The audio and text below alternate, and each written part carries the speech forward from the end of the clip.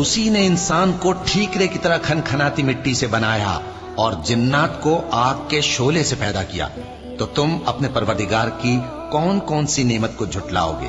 وہی دونوں مشرقوں اور دونوں مغربوں کا مالک ہے، تو تم اپنے پروردگار کی کون کون سی نعمت کو جھٹلاؤ گے؟ اسی نے دو دریا رواں کیے جو آپس میں ملتے ہیں، مگر دونوں میں ایک آڑ ہے کہ اس سے تجاوز نہیں کر سکتے، تو تم اپنے پروردگار کی کون کون سی نعمت کو جھٹلاؤ گے؟ ان دونوں دریاؤں سے موتی اور مونگے نکلتے ہیں، تو تم اپنے پروردگار کی کون کون سی نعمت کو جھٹلاؤ گے؟ اور جہاز بھی اسی کے ہیں جو سمندر میں پہاڑوں کی طرح اونچے کھڑے ہوتے ہیں، تو تم اپنے پروردگار کی کون کون سی نعمت کو جھٹلاؤ گے؟ جو مخلوق زمین پر ہے سب کو فنا ہونا ہے، اور تمہارے پروردگار ہی کی ذات جو صاحب جلال و کرم ہے باقی رہے گی، تو تم اپنے پروردگار کی کون کون سی نعمت کو جھٹلاؤ گے؟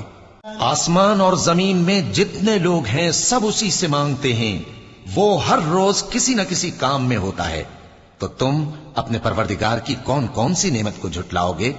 اے دونوں جماعتوں، ہم ان قریب تمہاری طرف متوجہ ہوتے ہیں، تو تم اپنے پروردگار کی کون کون سی نعمت کو جھٹلاؤ گے؟